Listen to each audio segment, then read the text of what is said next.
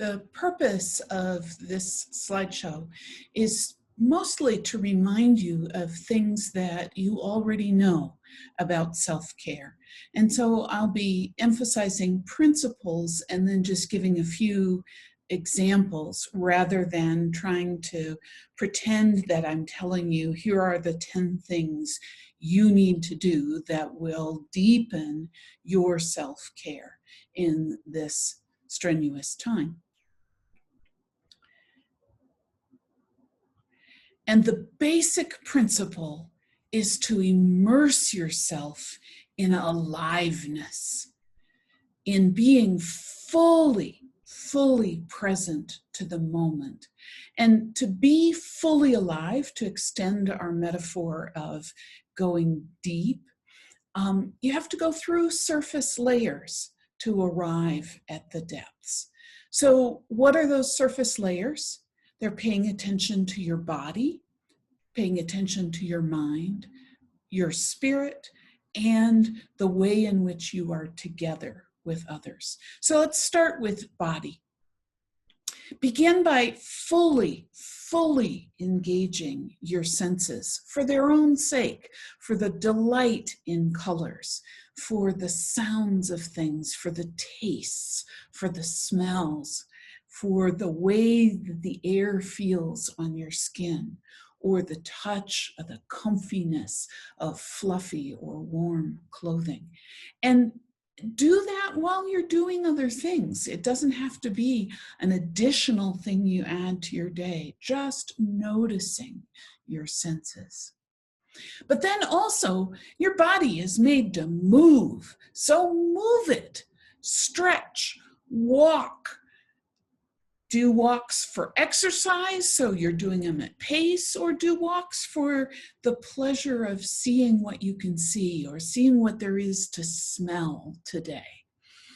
Dance if you like to dance. Dance if you don't like to dance. See what it feels like when, especially if you're alone, to move in ways that you haven't let yourself move before. And find an exercise that you love, that feels good, and do that. Here in Colorado, there are lots of places to go for walks and day hikes. And there are a couple of websites here. The day hikes near Denver is specific to the Front Range of Colorado, but alltrails.com covers the whole United States. Find places to go you haven't gone before and enjoy being embodied. But also think about how you can cue your body. You're used to this. We teach children to pray. We teach them to fold their hands in a particular way. And we make them do that over and over and over again, so that eventually simply the act of bringing their hands together begins to cue their brain, oh, we're praying now. And they begin to pray even before they're conscious of praying. Well, you can use that cueing of your body to help you do a whole lot of other kinds of things. So I'm still putting on work clothing at the beginning of each work day because it cues me that that's part of what I'm going to do today. The essential item for me, strangely enough, is putting on shoes to cue my body that it's work time. But also, cue your body by taking a break, looking out the window, seeing a view, cues your brain and your mind to kind of relax and let go of the tension for a moment. You cue your body with regular sleep, going to bed times and waking times. You can create cues for almost everything that you might want to get yourself to do that you're having a hard time doing. You choose the physical posture, the movement, the place you stand, the chair you sit in, and that will help you engage the action that you want to engage. And then give yourself some low maintenance company. I was tempted by getting a puppy back in the spring and decided, no, that was a really bad long-range plan. But you know, you can have a pet plant. You can see the geranium that I brought in from outside that is keeping me company. Every time I walk into my office and I see the brilliant red and green of that plant, it makes me smile. It tells me I'm not alone. It tells me things are alive here and life is good. The plant loves the sunshine in this window. So cue your body. And then be especially good to it when it comes to the amount of time that you're spending in front of the computer. The pec muscles, the ones on the inside of your shoulders, are probably pulling in on you as you are peering into computer screens to see what's going on and taking time to stretch them. The pictures on the left are all the same stretch. With how high or low you make your arm go depends on your body and what's comfortable for you. But just put your hand against something firm and turn your body away from it and feel the stretch on the inside of your shoulder. I do that a couple of times a day and it improves the way I feel working on my computer a lot. And then the other muscles that tend to tighten up for us because we're overusing them out of balance are our neck muscles. And so the gentle stretch, just using your hand and gently stretching, is a way of beginning to remind those muscles, oh, this isn't the only position you're ever going to hold. But finally, think of your own body like you think of a small infant. We comfort infants. We hold them close. We sing to them. We hum to them. We rock them. And you can do those things for yourself in ways that help you feel comforted. So singing to yourself a song that enlivens you or a song that helps you feel better. Humming to yourself, that rocking movement. Think rocking forward and back like in a rocking chair, or think rocking side to side like maybe a gospel choir. And then think about other ways that you might comfort yourself. Often, particularly as we're moving into winter, that might be with something warm, a warm bath with bath salts of some kind, or a shower. I'm drinking lots of hot beverages because the warmth of holding the mug is comforting to me, and the warmth inside is comforting. And I also am fond of a pair of fuzzy slippers. You have things that comfort you, use them. Put them out where you will see them and pick them up. But then part of your body is also making eating special.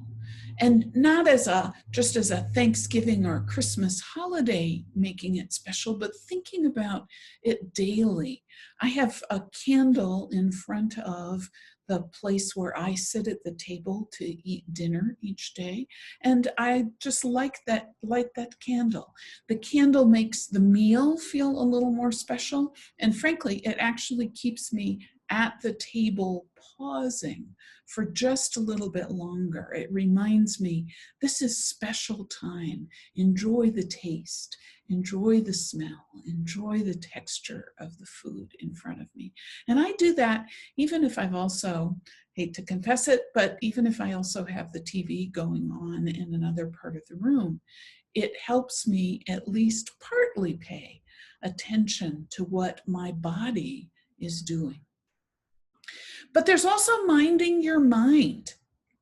And I've become a real fan. I learned from Justin at Iliff about the Pomodoro method. This is an image of tomatotimer.com, which is a free timer for using the Pomodoro method.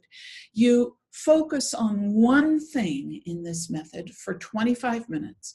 You start the timer and the timer tells you, okay, now you take a 5-minute break. And what surprised me is typically at 25 minutes, I'm not ready to walk away from the task. And I've discovered that if I don't take a break at 25 minutes and I finish out the task, then I've kind of worn myself out. And it's much harder to get myself to come back to a new task than if I actually take the break at 25 minutes, walk away from the computer, look out the window, get myself another cup of coffee or hot water. And then when the timer says, now it's time to come back to work, I'm actually eager to come back and finish the thing that I'm doing. I'm really surprised by that outcome, but I recommend it to you highly. See what it might do for you in terms of working effectively. But also think about taking some time away from screens, period. Maybe not while you're working, but at other times during the day. And perhaps even taking a break from media entirely to be fully present with all of the thoughts that are both conscious and just subconscious in your mind, so that you can pay attention to what you're thinking and reassure yourself as you go. So that might mean, if you're really paying attention to what you're thinking, replacing downward spiraling thoughts. This is so awful, and everything I see makes me say it's even more awful. And to have some affirmations or mantras or a song or maybe even a sacred text that you, when you notice that there's a downward spiraling thought beginning to happen, you say, oh, this is when I say to myself, I am loved, I'm cherished, life is good. And you can also place reminders of those kinds of thoughts that you want to hold in your mind. Place them in strategic places in your living space. I have a couple of them sitting on the table where I eat that just reminds me, Cathie, I'm here for you. And a prayer that a friend wrote for me to pray is sitting there as well. Or use seasonal rituals, decorating for a particular holiday. Use foods to their max. Fill yourself intentionally. Fill your mind intentionally with an awareness of the connections and the goodness of the life that you lead. And then support your spirit. Oh my goodness, with laughter for sure, whether it's ironic laughter or just getting online and watching puppy dogs. Laughter is restorative for our spirits. Music can be as well, if you choose music that lifts you up instead of makes you feel morose. Movies can do that. Your favorite children's books, this may be a time to pull them off the shelf, whether they're the picture books from early childhood with their bright colors and simple text, or whether they're the young adult novels from your teen years. But support your spirit. Take time to watch the sun rise if you're up, or to watch it set. It only takes a couple of minutes, but it supports that underlying sense of goodness. And a particular way to support your spirit is to use your breath, to take a deep breath. The simplest thing, to just take a deep breath in for a count of 4, hold it for a count of 6 or 8, let it out for a count of 8, and then hold the exhale for a count of 4 before you take a deep breath in again. I think I read it in Consumer Reports on Health in the last couple of months that just 10 deep breaths completely resets your autonomic system. That would be your blood pressure, your heart rate, the things that you don't consciously have control over. 10 deep breaths actually resets that system. So maybe there's really something to that when you're furious, counting to 10 may actually have a physical reason that can work so well for folks. If you're not familiar with mindfulness meditation, I invite you to check it out. This is a particularly good season for that. Jon Kabat-Zinn brought Buddhist practices of meditation into the arena of medicine, particularly in responding to pain in patients who are having difficulty finding pain management. And he's been doing that for more than 30 years. You'll find on YouTube right now free guided meditations, some of them as short as 10 minutes. The body scan, which is a great place to start, is 30 minutes. There are some as long as 60 minutes. And I invite you to check it out. Yoga Nidra, you can also find guided meditations for on YouTube. Yoga Nidra is particularly helpful to get you in your mind into that space just before sleep. And so it's especially helpful if you're having difficulty getting to sleep, to use a guided meditation to help you move so that it's only one step further into deep sleep. But the key thing is to find ways to let the anxious thoughts just flow right on through in a way, not forcing them out, but letting them, noticing what they are and letting them keep right on going. And if you're an Iliffian, you could try the Tuesday and Thursday Buddhist meditation group that William Jevons leads. That's a wonderful resource. You can find that on the Iliff calendar. And then finally, think about how to be together. Connect with the colleagues you work with as you work. So not every email is just about business, but it may begin or end with just a query about how are you doing? What is the thing you've found that cheers you up? What's the piece of music that you listen to that makes the day go better for you? You can also ask a friend for something that can help you. So ask for movie ideas, ask for a playlist for dinner or for dancing, ask for some words of affirmation or replacing negative thoughts. And maybe even ask to see if that friend would be willing to meet for an outdoor walk. Make sure you're masked. But ask for what you think might be helpful to you. This is a time for giving as well as receiving from each other. Reach for your distant family or an old college friend or somebody that you hoped to get to know better, somebody that you would have invited out for coffee if we weren't in COVID circumstances right now. And then finally, figure out how to do something virtually that you love to do in person. I haven't quite figured this out yet, but I loved to figure skate, and the rinks are really limited at this point.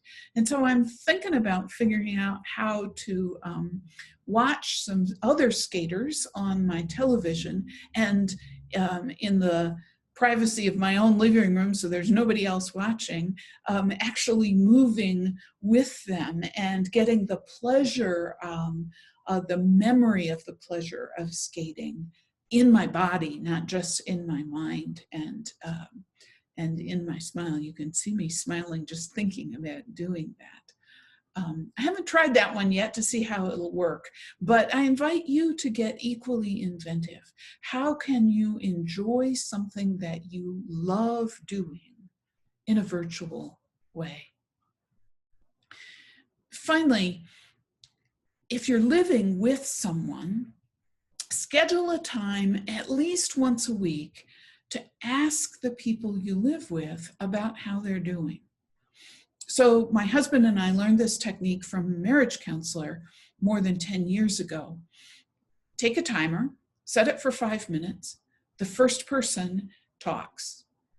They talk about how they're feeling, how this situation is working for them, what could they change, what could be changed that would help them, and basically take the whole 5 minutes for that first person. Even if you just sit in silence waiting for the timer to go off, another thought will appear. And then reset the timer. And by the way, the person who's listening, this is really listening time. So if you say anything at all, it will be to ask questions to make sure you understand what your person is saying to you, what they're feeling. It's not a time for being defensive. It's not a time for explaining. It's time for simply the two of you being present to what is real for the one of you right this moment. And then when the timer goes off, shake it out, reset the timer for 5 minutes, and switch roles. And so the other person speaks about, how is this working for you? What have you been feeling? What could we change that would help you? And when the timer goes off again, shake it out, and then spend the last 5 minutes talking together about what you might change. What have you heard, and what might you change? It's been really helpful to my husband and I invite you to try it, whether it's with a married partner or whether it's just with the person you live with. It allows you to make the quality of your time work better together. Whatever you do, I invite you to immerse yourself in aliveness. That is what makes for spiritual depth.